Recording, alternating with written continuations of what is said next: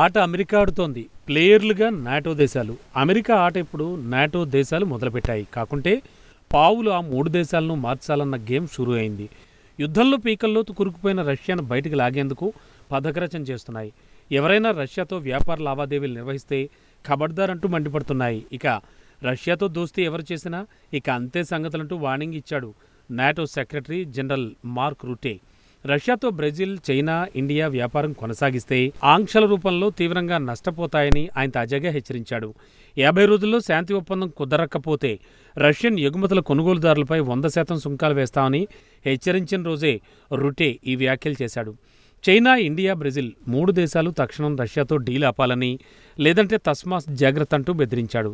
తక్షణం పుతిన్కు ఫోన్ చేసి శాంతి చర్చల గురించి ఆలోచించాలని చెప్పాలని 3 దేశాలకు నాటో చీఫ్ కోరాడు. రష్యాకు 50 రోజుల టైం కూడా వేస్ట్ అన్న భావన కొందరు అమెరికన్ సెనేటర్లలో ఉంది. ఆ సమయంలో పుతిన్ ఏదైనా ఘోరం చేసే ప్రమాదం ఉందని కూడా వారు అనుమానిస్తున్నారు. తాజాగా ఉక్రెయిన్ కోసం తాము ఏం చేసేందుకైనా సిద్ధమని నాటో అంటోంది. ఉక్రెయిన్కు రక్షణ మాత్రమే కాదు, క్షిపణులు కూడా యూరోపియన్లు చెల్లించే మందుగుండు సామాగ్రిని కూడా భారీగా సరఫరా చేస్తోందని చెప్పాడు.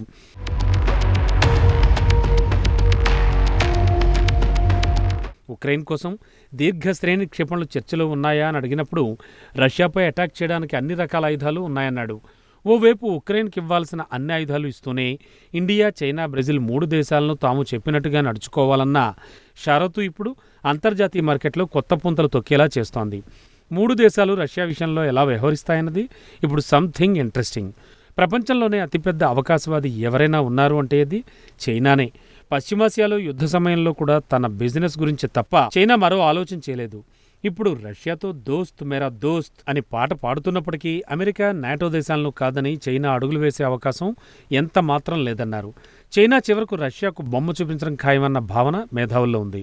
అదే సమయంలో అమెరికా రష్యా విషయంలో ఇండియాను హెచ్చరిస్తూ వస్తోంది.